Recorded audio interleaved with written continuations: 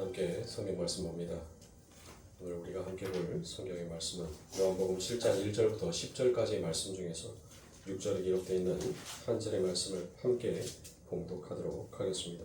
요한복음 7장 6절 말씀 봉독합니다. 예수께서 이르시되 내 때는 아직 이르지 아니하였거니와 너희 때는 늘 준비되어 있느니라. 아멘. 자, 오늘은 성도의 때다라는 이 말씀을 가지고 마지막으로 여러분들과 함께 말씀을 선포하고 다음 시간에 다음의 말씀으로 이어서 넘어가도록 하겠습니다. 자, 요한은 하나님의 나라 백성의 성도가 추구해야 하는 삶에 대해서 계속적으로 교훈을 하고 있다라고 그와 같이 말씀을 드렸습니다. 그래서 이 세상은 딱 두 가지의 방식으로 살더라는 것이에요. 그 첫 번째 방식은 무엇입니까? 바로 자신을 증명하고 자신을 자랑하기 위해서 하나님을 찾는 자가 있는가 하면 하나님의 뜻에 복종하기 위하여 사는 자들의 삶이 있더라는 것입니다. 그렇게 성도에게 있어서 가장 현명한 삶, 가장 지혜로운 삶, 최고의 선을 이루는 삶이 무엇인지를 보여주신 분이 바로 예수 그리스도인 것입니다.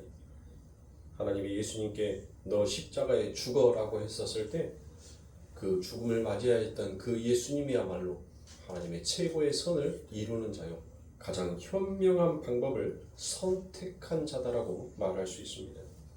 그런데 여러분들 만약에 안 죽고 버티면 어떻게 됩니까? 하나님의 일이 결코 나타날 수가 없는 것입니다. 그리고 안 죽으려고 버티면 진짜 하나님이 예수 그리스도 안에서 이루시려고 하는 그 승리가 예수께서 나타나지도 아니하고 주어지지도 아니한다라는 것을 우리는 알아야 합니다. 그러므로 성도란 하나님께서 원하시고 하나님께서 요구하시는 그와 같은 삶을 사는 것이 바로 성도가 해야 할 마땅한 본분인 것입니다. 그래서 요한계시록 13장 8절 말씀에 보니 죽임을 당한 어린 양의 생명의 책에 창세 이후로 농명되지 못하고 이 땅에 사는 자들은 다 짐승에게 경배하니라 라고 되어 있습니다. 그런데 이 요한계시록 13장 8절의 그 전자의 말씀에 원어에 보면은 바로 아포카타볼레스 코스무라고 그와 같은 단어가 있습니다. 그러니까 그 말은 무슨 뜻이냐면 8절 맨 앞에 창세 전에라는 그 말이 있어요. 원어에는. 근데 우리 성경에는 창세 전에가 빠져 있고 바로 죽임을 당한 어린 양의 생명의 체계라고 그와 같이 되어 있습니다. 그러므로 원어에는 있는 단어이니까 여러분들이 요한계시록 13장 8절 말씀에 창세 전에라고 그와 같이 기록하여 놓으시면 됩니다. 제가 여러분들에게 말씀드리는 것은 메모를 해놓고 여러분들은 성경책에 그렇게 기록을 하셔서 여러분들 기억하시고 있어야 돼요. 나중에 저도 저도 사람인지라 나중에 와서 저한테 뭔 말씀하셨는데 그거 뭡니까? 라고 말하면 저도 몰라요. 그러니까 그때그때 여러분들에게 말해놓은 것을 적으시라고요.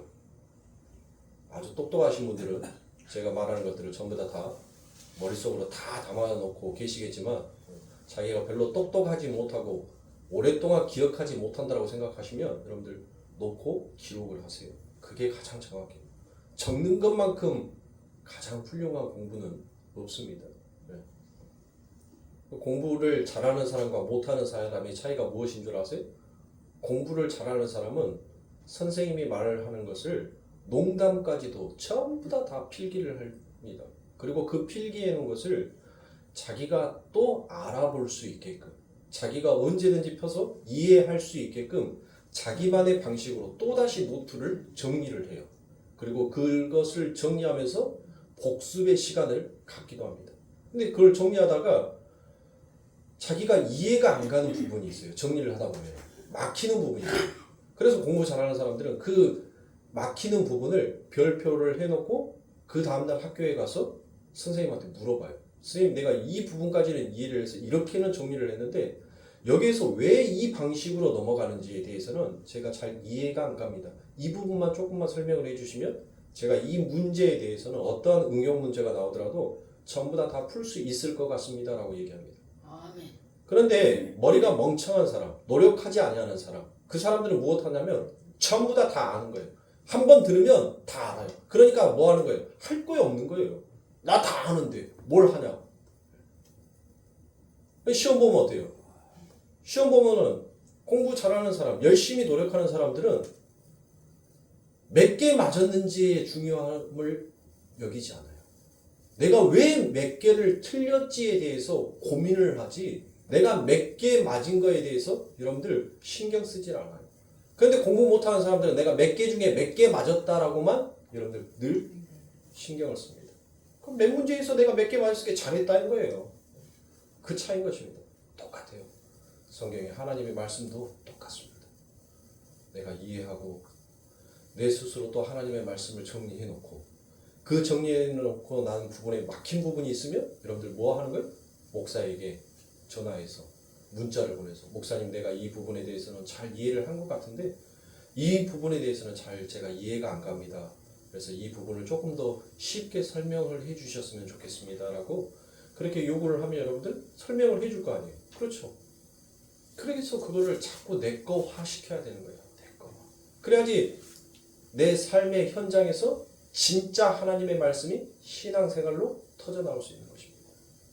그러니까 교회에서만 하나님의 말씀이다라고 해갖고 듣고 밖에 나가면 내 삶으로 내 방식으로 살아가는 이유가 바로 그거인 거예요. 듣고 돌아서면 잊어버리니까. 나는 다 아는데 삶 가운데서는 하나도 하나님의 말씀이 떠오르지가 않으니까. 그러니까 성령인데 여러분들 책망하는 것이 아니라 그렇게 하라는 거예요. 그렇게 해야지만이 여러분들 것이 돼요. 목회자가 강대상에 올라와서 설교 원고를 가지고 여러분들에게 설교를 하는 것은 이미 저는 이 설교에 대해서 뭐 한 거예요? 소화가 됐어요. 이미 소화가 된 말씀을 여러분들에게 덧살을 붙여서 선포할 뿐입니다. 그러면 여러분들 듣는 여러분들은 그걸 또 듣고 여러분들 것으로 만들어야 되는 거예요. 그게 진짜 예배인 거예요. 진짜 예배. 듣고 끝나버리는 예배는 예배가 아닌 겁니다. 자, 그러니까 요한계시록 13장 8절에 창세 전에라고 되어 있는 것은 뭐예요? 이미 예수 그리스도의 죽음이 창세 전에, 이 창세 전이란 말은 뭔 말이에요? 세상이 생기기 전이란 말이죠. 그러니까 예수님께서는 여러분들 언제 죽으셨어요? 지금으로부터 2000년 전에 여러분들 우리가 죽었다라고 얘기를 하죠. 그런데 성경은 예수님은 이미 창세 전에 죽으셨다라고 그와 같이 말씀을 하고 있는 것입니다. 그 말은 이미 이 세상이 생기기도 전에 하나님의 계획 속에 이미 예수님의 성육신과 죽으심의 사건과 그때가 이미 정해져 있었다라는 그와 같은 말이 되는 것입니다. 그러니까 요한계시록 13장 8절에 이 창세 전에라는 이 단어 하나가 엄청나게 문장을 여러분들 문장의 해석을 뒤집어 버리는 거예요.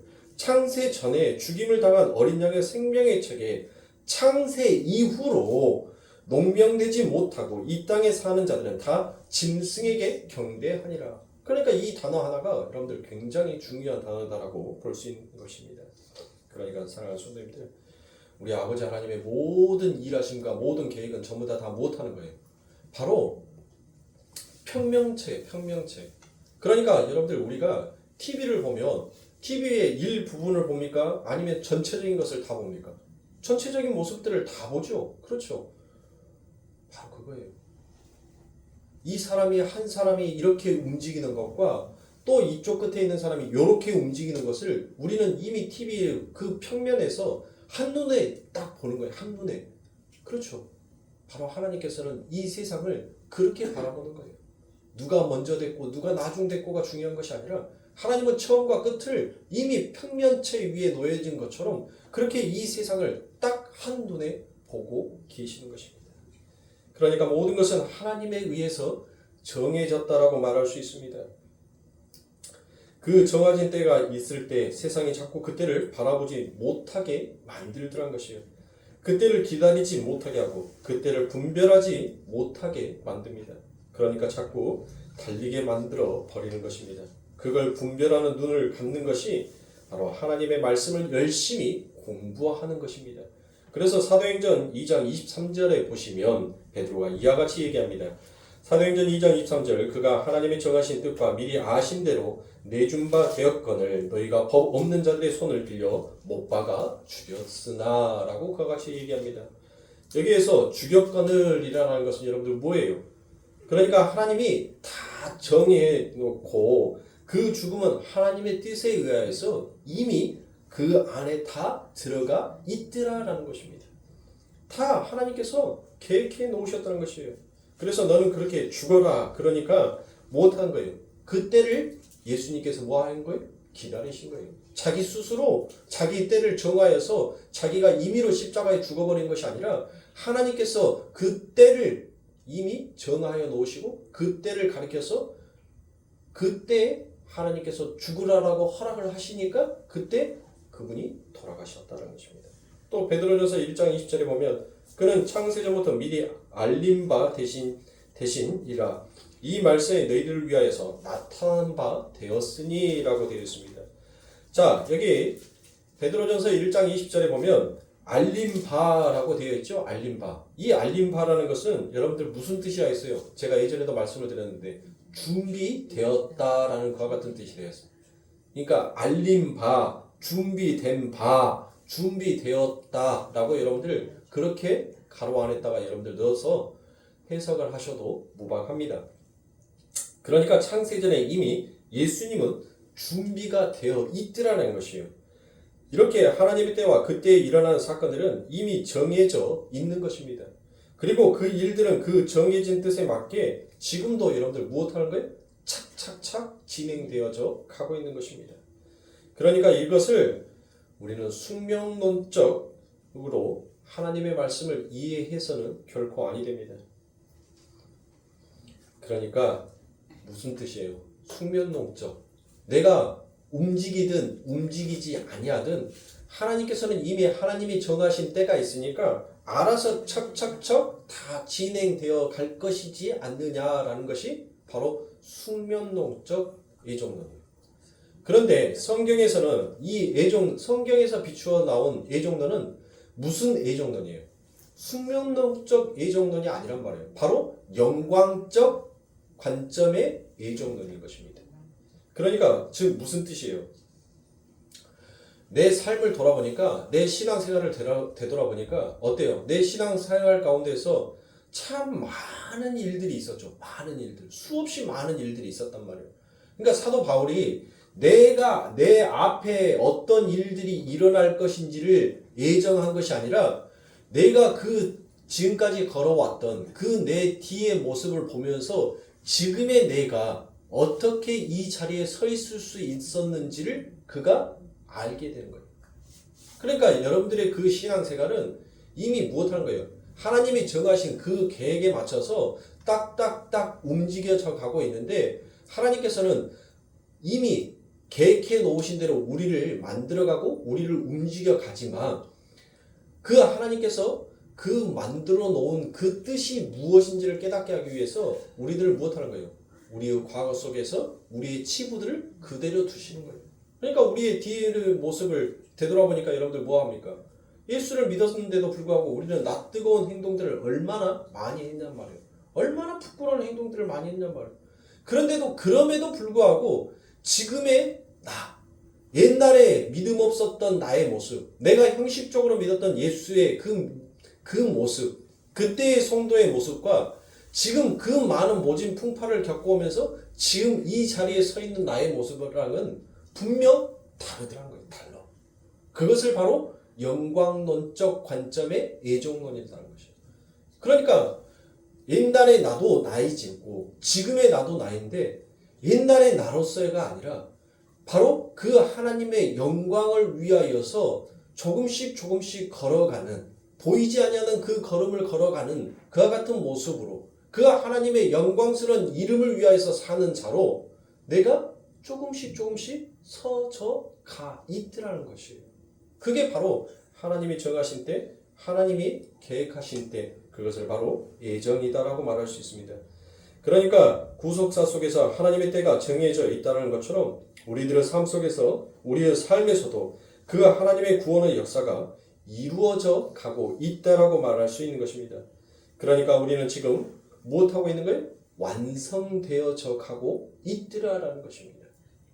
그러니까 내 삶 가운데 있어서 은혜가 무엇인지, 하나님께서 우리들의 삶 가운데 베풀어 주신 그 사랑이 무엇인지를 내 신앙의 깊이 속에서 말씀을 내가 열심히 묵상하고 하나님을 바라보니까 무엇하게 되더라고요? 그게 진실한 사랑이 무엇인지를 내 마음 가운데서 조금씩 더 깨달아지더라고요. 더욱더 그 하나님을 향한 내 마음의 그 깊이가, 그 넓이가, 그 높이가 점점점 넓어져 가더라는 것입니다. 여전히 나는 나인데, 여전히 부끄러운 나인데, 옛날의 나라, 지금의 나라 똑같은 나인데, 근데 하나님을 바라보는 그 관점이 달라지는 거예요. 나를 증명하고 나를 나타내고 나를 자랑하는 것이 아니라 왜 당신이 내 인생에 있어서 높임을 받을 수밖에 없는지, 당신이 빠져버린 내 인생이 왜 그렇게 처참할 수밖에 없는지, 그것을 삶을 통해서 깨달아가게끔 되어 있더라는 것입니다. 그렇게 우리들에게는 구원이 시작이 되었지만 그 우리의 인생 속에서도 하나님의 때가 여전히 주어져 있더라는 것입니다. 그리고 우리에게 주어지는 사건과 상황에도 바로 그 하나님의 뜻과 그 하나님의 때에 맞게 우리에게 주어지고 있더라라는 것이에요. 그러니까 그것을 순응하는 것이 바로 무엇입니까? 그게 성도다라고 말할 수 있습니다. 그렇다고 해서 여러분들 자포자기하고 그냥 멍하니 허송세월을 보내라는 말씀은 아닙니다. 하나님께서는 여러분들의 삶 가운데 있어서 그 하나님을 향한 그 믿음이 발휘되기 위하여서 여러분들에게 무엇을 던질 수가 있어요? 여러분들에게 질병을 던질 수도 있습니다. 여러분들에게 사업의 실패를 던질 수도 있습니다. 가정에 불화가 생길 수도 있습니다. 엉뚱한 내 삶 가운데 많은 이변들이 있을 수 있어요. 여러분들 그 모든 것들을 주신 것은 왜 하나님께서 우리들에게 그것들을 주셨겠다라고 생각하십니까? 바로 내 자녀가 그 어려움 속에서 진짜 하나님을 향한 그 믿음을 발휘하기 위하여서 하나님께서는 때로는 이 세상이 정해놓은 그 시간의 개념이 아니라 이 세상의 관점이 아니라 바로 하나님의 관점, 하나님의 시간 속에서 하나님의 일을 해 나아가고 있더라는 것이에요. 그러니까 사랑하는 성도님들, 여러분들은 그때그때 무슨 삶을 살면 되는 거예요? 감사하는 삶을 살면 되는 거예요. 그때그때 여러분들 감사하면서 살아가면 되는 것입니다. 내일에 대한 염려와 내일에 대한 불신과 불안에 대해서 여러분들 살아가지 마십시오. 여러분들은 분명 그 아버지 하나님께서 정해놓으신 그 계획 안에서, 그 뜻 안에서 반드시 하나님의 원하시는 그 일을 이루어낼 수밖에 없는 자로 서 있다는 것입니다. 왜요? 하나님께서는 전능하신 하나님이시니까. 하나님께서는 우리 아버지시니까. 하나님의 그 뜻은, 이미 정하여 놓으신 그 뜻은 절대로 굽혀지지가 않으니까. 하나님의 말씀은 단 한 번도 1.1획도 흐트러짐 없이 바로 정하신 그 때와 시에 맞춰서 전부 다 이루어지셨으니까 마찬가지입니다. 아버지 하나님께서는 우리들을 향하여서 그와 같이 당신이 세우신 그 계획에 맞춰 우리를 이끌고 가고 있는 것입니다. 그런데 자꾸 성도님들 보세요. 우리들의 삶 가운데서 여러분들 왜 그 하나님의 때에 일어나는 일들을 왜 자꾸 우리들은 인식하지 못하고 있냔 말이에요. 왜 인식하지 못해요? 하나님께서는 분명히 이 세상을 무슨 때라라고 얘기합니까? 지금의 시대를 무슨 때라라고 얘기해요? 지금을 종말의 시대라고 얘기하잖아요. 종말의 때라라고 얘기를 하잖아요. 여러분들 그 종말의 끝은 뭐예요? 종말의 끝. 여러분들 불타 없어지는 거예요. 이 세상의 모든 것들이 불타 없어지는 거예요. 이 세상의 지형이 바뀌는 거예요, 여러분들. 이 세상이 바뀌는 것이 바로 역사의 끝이란 말이에요. 이 세상의 끝이에요. 근데 왜 하나님의 백성들이 하나님의 일하시는 그 때와 그 하나님의 일하심을 왜 자꾸 확인하지 못하고 인지하지 못하냔 말이에요. 뭐 때문인 겁니까? 바로 이 세상에 정해놓은 그 시간, 그 지위, 그 위치라는 것 때문에 여러분들 자꾸 하나님의 생각을 인식하지 못하는 거예요. 너무 우리가 엉뚱한 방향으로 너무 빨리 달리고 있기 때문에 그것을 하나님의 그 때와 그 하나님의 일하고 계심을 보지 못할 수도 있는 것입니다. 하나님이 우리들의 삶 가운데 때로는 정말 더디게 일하실 때도 있어요. 근데 나는 뭐예요? 나는 빨리 가고 싶단 말이에요. 빨리 뭐든지 빨리 모든 것들을 결과치를 만들어내고 싶은 것이 바로 우리의 인생입니다. 그러니까 하나님의 일하심은 더디 보이고 내가 이루고자 싶어하는 것은 빠르니까 여러분들 그 하나님의 일하심을 우리가 인지하지 못하고 보지 못하고 인식하지 못하는 경우가 많다는 것입니다. 그러니까 자꾸 우리는 무슨 삶을 삽니까? 여러분들 스스로 여러분들 어떤 삶을 살아요? 여러분들 어떨 때 여러분들의 삶이 가장 처절하다고 느껴집니까? 바로 비교가 되었었을 때 여러분들 내 삶이 가장 초라한 삶처럼 보이지 않습니까? 내가 어디 대학 나왔는데 내 나이가 지금 몇 살인데 그런데 내 친구들은 지금 어느 정도의 지위, 어느 정도의 위치에 지금 서 있는데 그런 나는 지금 무엇일까라는 그와 같은 비교들이, 그와 같은 생각들이 여러분들 자꾸 나를 초조하게, 나를 자꾸 여러분들 불안하게 만든단 말이에요.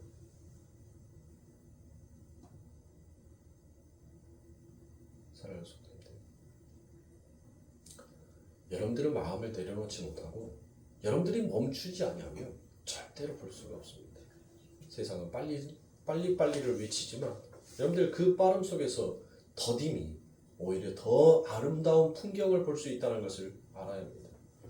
제가 KTX를 타고 여러분들 정주행하는 좌석이 있고 역으로 가는 좌석이 있습니다. 역으로 가는 것은 기차가 거꾸로 가니까 이미 지나간 풍경을 나는 앞에 다가오는 풍경은 못 보지만 이미 뒤로 지나가는 풍경은 나는 볼 수 있죠. 그런데 제가 정방향으로도 기차를 타보고 역방향으로도 기차를 타봤어요. 정방향으로 타면 그 기차로 보면 여러분들 그 화면에 보이는 것들이 너무 빨리 지나가 버려요. 너무 빨리. 그런데 역으로 하니까 이미 지나간 것들이 뒤로 흘러가니까 더 많은 것들을, 더 넓은 것들을 볼 수 있게 되더라고요. 마찬가지입니다. 하나님께서는 바로 그 하나님의 일하심, 그 하나님의 때를 성도들의 삶 가운데 더욱더 믿음의 발휘를 발휘하여서 확신을 심어주기 위하여 여러분들의 삶 가운데 때로는 브레이크를 거는 거예요. 여러분들이 미워서, 여러분들이 싫어서, 여러분들이 죄인이어서 그래서 하나님이 여러분들의 삶 가운데 그와 같은 외로움이라든지 그와 같은 고통이라든지 무서움이라든지를 그런 것들을 던지시는 게 아니란 거예요. 여러분들의 분주하고 빨리 달리고자 싶어 했던 그 마음 가운데 잠시 브레이크를 밟음으로 지금까지 내가 걸어왔던 그 길에 나를 이곳까지 세우시는 진짜 그분이 누구인지를 다시 한번 바라볼 수 있게끔 만드는 것입니다. 그러니까 나를 사랑하시는 아버지 하나님께서 나의 생에 허락하시는 모든 시간과 모든 사건들이 우리 하나님이 사랑하는 자녀에게 가장 좋은 것을 주시기 위하여서 정하시고 계획하신 대로 비롯되었다는 것을 우리는 인정할 수 있어야 하는 것입니다. 그것이 바로 믿음의 사람이다라고 얘기할 수 있습니다. 믿는 사람에게는 여러분들 절대 실패가 없습니다. 믿는 사람들에게는 고난의 자리에서 좌절할 수가 없습니다. 조급하여서 하나님을 향하여서 원망의 화살을 쏠 수가 없더라는 것이에요. 진짜 내가 믿음을 가진 자라면 여러분들 그 실패가 나를 영원한 성공의 자리로 서게 하실 거고 그 고난의 자리가 나를 좌절이 아닌 그 아버지 하나님 앞에 영광을 올릴 수 있는 자리로 서게 할 것이며 조급함이 아니라 그 느림 속에서 하나님께서 내게 베풀어 주신 그 일하심이 감사로 터져나오게 하시는 하나님의 일하심이 우리들의 삶 가운데 분명 드러나고 있더라는 것이에요. 그런데 그 모든 것들을 아버지 하나님을 바라보는 자, 하나님의 말씀 앞에 진실되게 순응하는 자, 그들만이 그 하나님의 일하심과 그 때를 바라보고 깨닫더라는 것입니다. 그러므로 사랑하는 성도님들, 여러분들은 전부 다 하나님의 사랑하는 자녀로 인칭을 받았고 하나님의 사랑하는 자녀로 이와 같이 부름을 받은 자인 것입니다. 그러니 사랑하는 성도님들, 여러분들의 삶 가운데 일어나는 그 모든 일들로 인하여서 두려워하거나 여러분들 어둠 속에서 여러분들이 원망하는 그와 같은 어둠의 일을 하지 마시기 바랍니다. 여러분들 실패의 자리, 무엇이 여러분들 실패의 자리다라고 말할 수 있습니까? 좌절의 자리, 질병의 자리, 사고의 자리를 여러분들 과연 우리는 무엇이 사고이고 무엇이 질병이며 무엇이 실패의 자리라고 말합니까?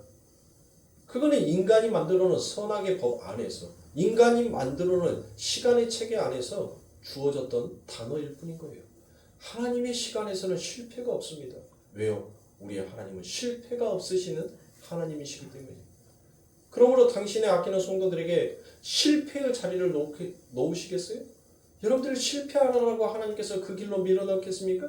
아닙니다. 세상의 눈에 보일 때는 그것이 실패의 자리지만 하나님의 눈에 보았을 때는 그게 가장 성공의 자리라는 것이에요. 그게 가장 빛남의 자리다라고 말할 수 있는 것입니다.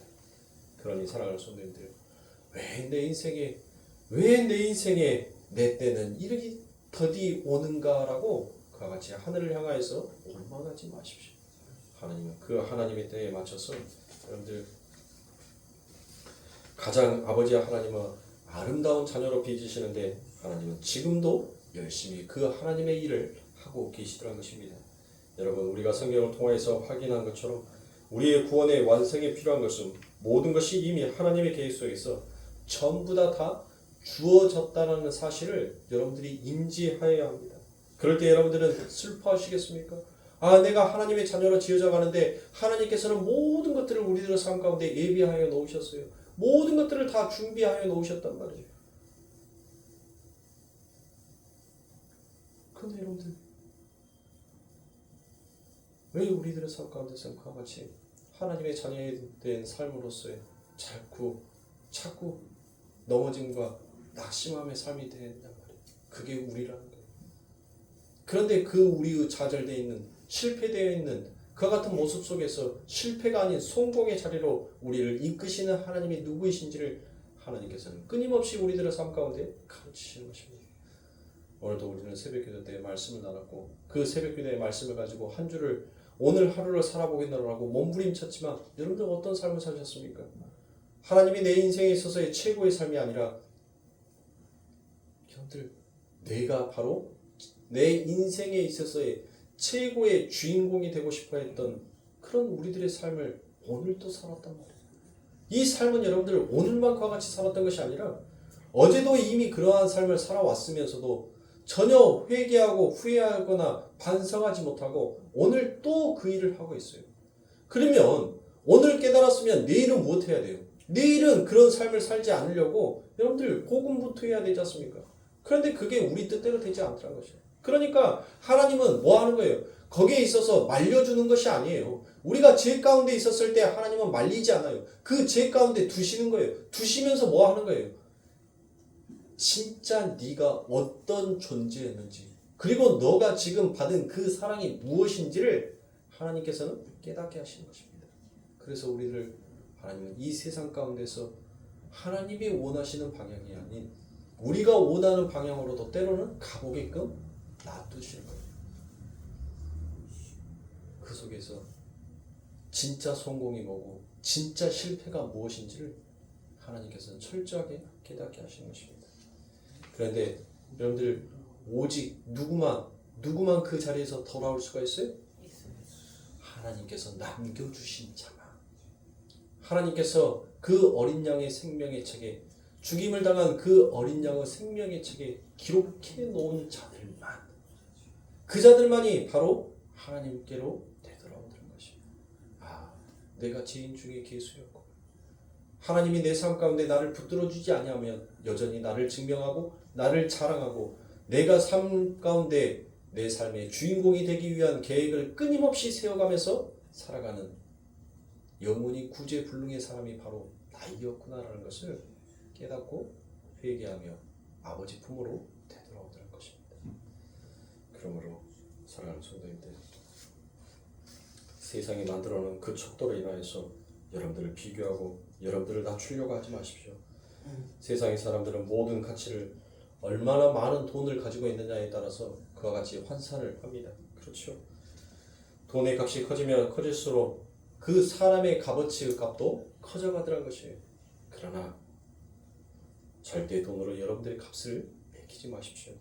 그것처럼 처량하고 비참하고 슬픈 인생이 가히 어디에 있겠습니까? 하늘나라의 왕으로 책봉받은 자들이 이 땅의 그 돈의 가치로 자신의 값을 매기려고 한다는 것이 여러분들 얼마나 슬픈 일입니까? 여러분들 오히려 우리는 기뻐해야 하는 자인 거예요. 오히려 우리는 하나님 앞에 찬송할 수 있는 자가 되어야 하는 것입니다. 그것을 아는 것이 바로 성도인 것입니다. 내 삶 가운데 하루에 내가 10,000원을 번다 하더라도 여러분들 예수를 잘 믿고 하나님의 뜻에 맞게 살기 위해서 애를 쓰는 그 인생이야말로 정말 가치 있는 인생이다라고 말할 수 있는 것입니다. 짐승들도 여러분들 다 자신을 보호하기 위해서 먹고 배부르기 위하여서 여러분들 다 살아요.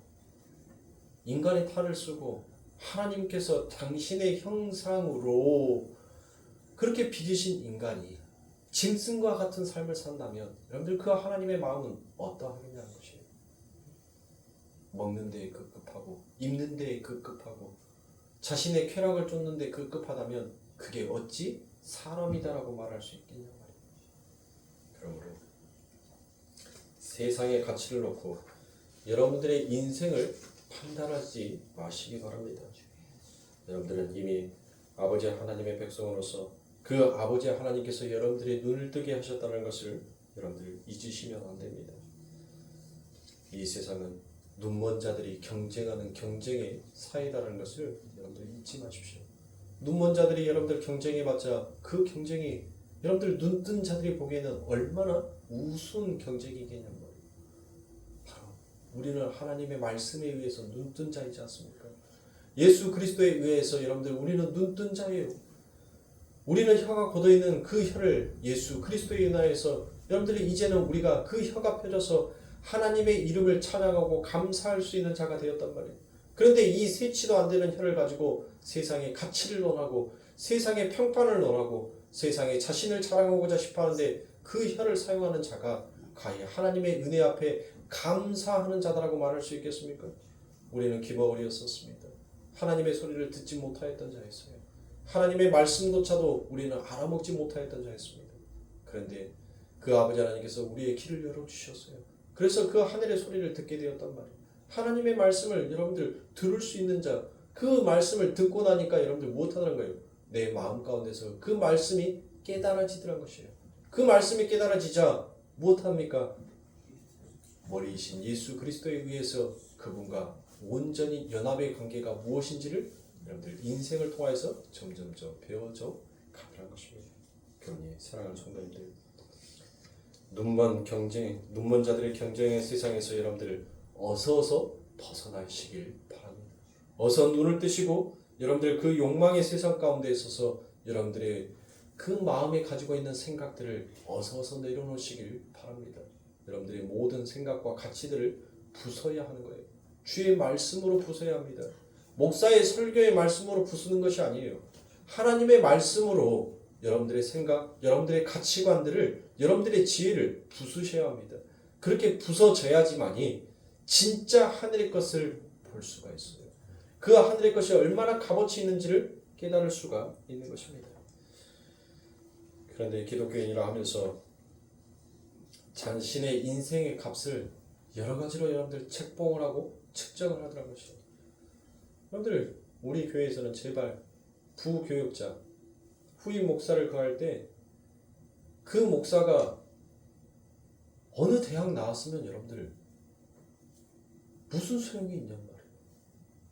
박사학위를 받든 석사학위를 받든 어디에서 받든 여러분들 무슨 상관이 있냔 말이에요. 박사학위를 받고도 여러분들 엉뚱한 설교를 하는 사람들이 얼마나 많습니까? 석사학위를 받았는데도 여러분들 성경을 세상에 그와 같은 사리사욕을 치우는 대로 여러분들 사용하는 자들이 얼마나 많냔 말이에요. 그 사람의 스펙이 여러분들 하나님의 말씀 앞에서 무슨 소용이 있냐는 것이에요. 진짜 하나님을 만나고 진짜 하나님을 사모하고 진짜 하나님을 바라보면서 정말 하나님의 말씀으로 진리의 말씀으로 하나님의 마음으로 성경을 해석하여서 성도들에게 먹일 수 있는 그 목사가 여러분들 진짜 대단한 목사 아닙니까?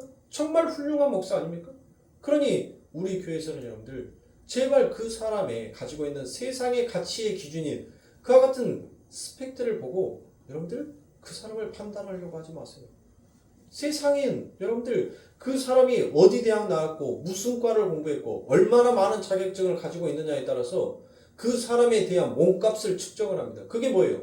연봉이지 않습니까? 그게 연봉인 거예요. 네가 그렇게 노력했어? 네가 그만큼의 자격증을 가지고 있어? 네가 그만큼의 위치에 있어? 그러면 내가 너를 얼마에 살게? 네는 그만큼의 몸값의 값어치가 있으니까 내가 너를 얼마에 살게? 그게 세상이 말하는 연봉이에요, 여러분들. 예?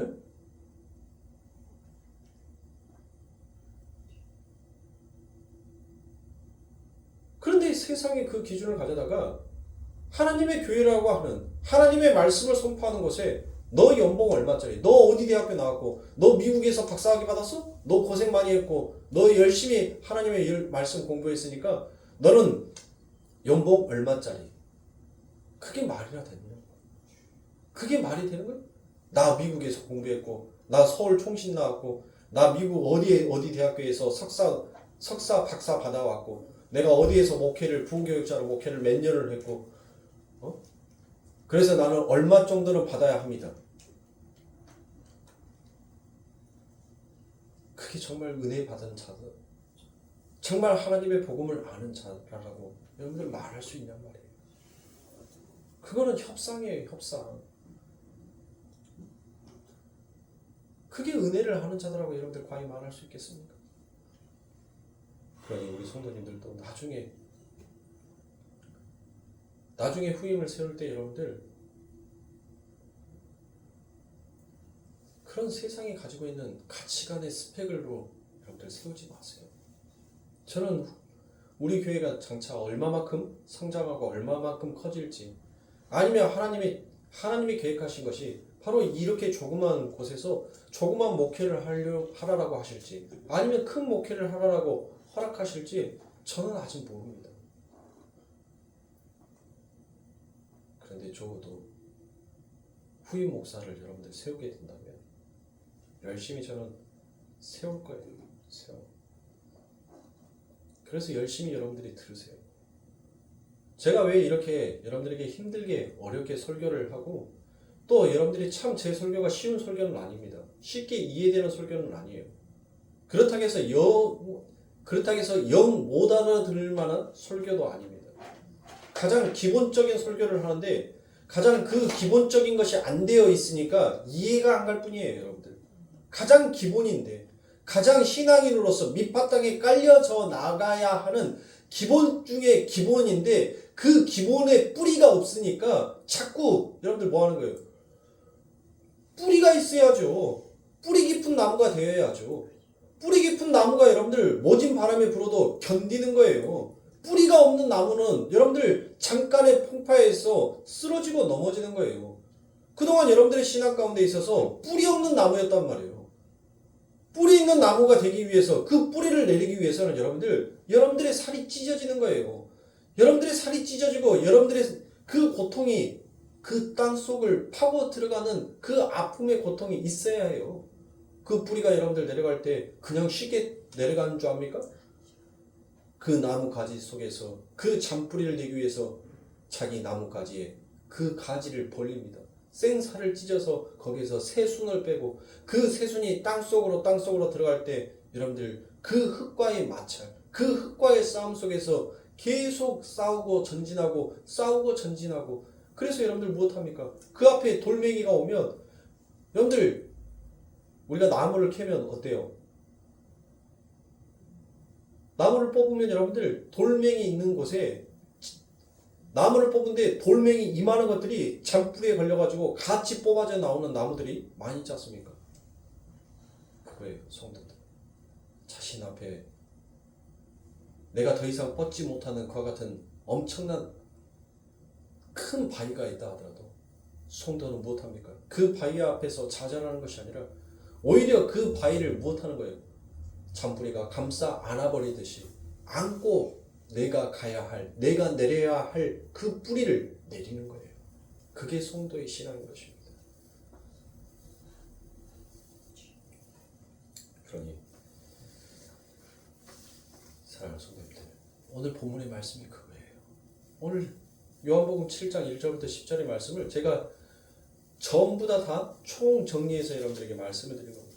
동생이 바로 원하는 것은 그거예요. 세상의 상품과 가치, 바로 예수를 상품과 가치로 해서 여러분들 팔라는 거예요. 그걸 팔아서 자신의 자랑, 자신의 위세를 드러내려고, 나타내려고 합니다. 그런 계획 속에서 하나님은 무엇합니까? 그것을 전부 다 무시했어요. 바로 예수님은 그와 같은 삶을 사셨단 말이에요. 예수님은 자신을 자랑하고 자신을 증명하고 자신이 세운 그 계획을 이루시기 위하여서 이 땅에 오신 분이 아니에요. 그 모든 것들을 전부 다 무시하고 하나님 때에 맞춰서 그 하나님의 길을 걸어가셨던 분이 바로 예수님입니다. 성도도 마찬가지예요, 여러분들. 예수님이 가셨던 그 길을 따라가는 자가 성도이지 않습니까? 성도도 자기를 자랑하고 자기를 나타내기 위한, 자기를 증명하기 위한, 자기의 가치를 세우기 위한 그와 같은 예수를 믿는 것이 아니라 그 모든 것들을 다 무시하고 하나님이 정하신 뜻, 예수 그리스도께서 펼쳐놓으신 그 길을 묵묵히 걸어가는 자가 성도인 것입니다. 그러니 사랑하는 성도님들, 여러분들의 삶 가운데 있어서 무엇이 여러분들의 삶 가운데 있든지 없든지, 내 삶 가운데 무엇이 더하여지든 더하여지지 아니하든, 여러분들 그런 것으로 여러분들의 마음을 낙심하지 마세요. 좀 손해보면 어떻습니까? 좀 이익을 보면 어떻습니까? 그게 뭐가 그렇게 중요하냔 말이에요. 내 삶 가운데 있어서 손해볼 수도 있어요. 응? 어떻게 손해 안 보려고 여러분들 그렇게 꽉 쥐고 그렇게 10원짜리 하나, 1원짜리 하나까지 계산해가면서 그렇게 세상의 가치관으로 사냔 말이에요. 피곤한 인생을 왜 그렇게 삽니까? 진짜 하나님의 그 끝을 아는 성도라면, 불타 없어질 세상이라면서요. 그러면 그 불타 없어질 세상이라는 것을 세상의 가치관, 세상에서 나는 무조건 이익을 봐야 된다는 그와 같은 생각으로 갖고 살아간다면, 여러분들 그 사람은 뭐예요? 하나님의 말씀을 믿는 자예요? 믿지 못하는 자예요? 믿지 못하는 자잖아요. 불신자잖아요. 아니, 불타버릴 세상, 끝날 세상, 종말의 세상이라고 말하는 자가 뭘 그렇게 세상 가운데 미련을 두고 뭘 세상 가운데서 여러분들 그렇게 집착을 하면서 살아가냔 말이에요. 진짜 하늘의 성도는 여러분들 무엇에 소망을 두는 거예요? 아버지 하나님의 나라에 소망을 두는 거예요. 예수에게 집착하는 거예요. 하나님 말씀 앞에 집착하는 거예요. 왜요? 그것이 진짜 나를 살릴 수 있는 사는 길이라는 것을 아는 성도는 세상의 것에 있어서 내가 손해를 보든 이익을 보든 그것에 대한 세상의 가치관의 기준에 대해서 뭐 하는 거예요? 무시하고 사는 거예요. 그래, 그럴 수도 있지. 그럴 수도 있지. 잃을 때가 있으면 얻을 때가 있고, 찬송가에서도 나오잖아요. 찬송가에서 비가 오면 비가 그칠 때도 있고, 어두우면 어둠 뒤에는 뭐가 온다고요? 밝음이 오기도 하고, 그런 것이 바로 우리의 인생이란 말이에요. 여러분들 보세요. 인류가 이렇게 발달해 왔는데 여러분들 이 절기의 철저함을 인간이 지켜왔습니까? 하나님이 지켜주셨어요. 하나님이. 입춘 문턱에 들어갔다고 해서 여러분들 보세요. 날씨가 바뀌었어요. 바람결이 바뀌었어요. 때로는 모진 차가운 바람이 이제 한두 번 정도는 더 불겠지만 그 바람은 여러분들, 그 차가운 바람은 영원히 가지 못합니다. 왜요? 하나님께서 만들어 놓은 그 절기를, 그 시간과 그 때를 거스릴 수 있는 것은 아무것도 없기 때문인 거예요. 보세요. 우리 성도님들은 옷차림부터가 벌써 다 바뀌었어요. 두꺼운 패딩 입었던 여러분들의 옷차림이 이제는 얇은 옷들을 입고 다닐 수 있는,